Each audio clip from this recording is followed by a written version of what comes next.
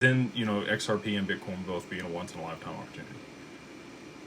I don't know that that's going to be the case, though. I think it just has a lot of vulnerabilities. I view it as like the Napster of crypto, first mover, disrupt the industry. Apple Music and Spotify come along and stomp it, and it's gone, potentially. XRP, when it becomes tier 1 collateral, this will be the first time that you could have ever bought something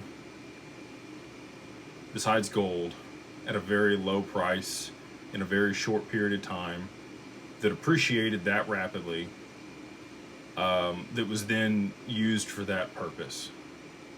So there's a lot of contingencies there, and that's why I would say it's more than a once in a lifetime opportunity, a once in ever. I don't know of anything else that's ever going to be this type of opportunity. And I know how like crazy, because I don't have a better word for it than that sounds, but that's what I really believe. I believe that this is what's going to run the monetary system for the next at least a couple thousand years, and you have the opportunity to acquire it at $1 or $2 or $3 or 50 cents or 20 cents or whenever you bought it. If you bought it before 2017, you got in at sub a penny, you know.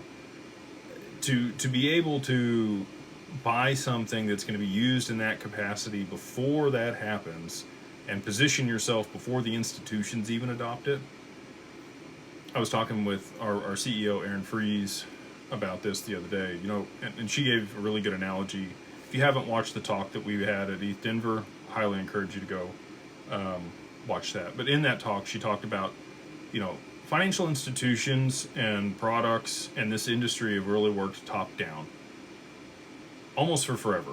You know, the large investment banks or other people would build whatever these products were, and then they would sell them to their clients.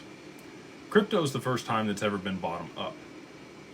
Like, you were able to get in on the ground floor, buy these assets with no regulatory clarity. Your financial advisor didn't shill them to you.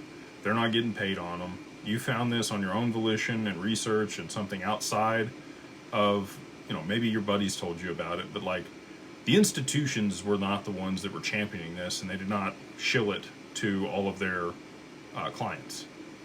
This has been a grassroots movement, something that's coming from the ground up.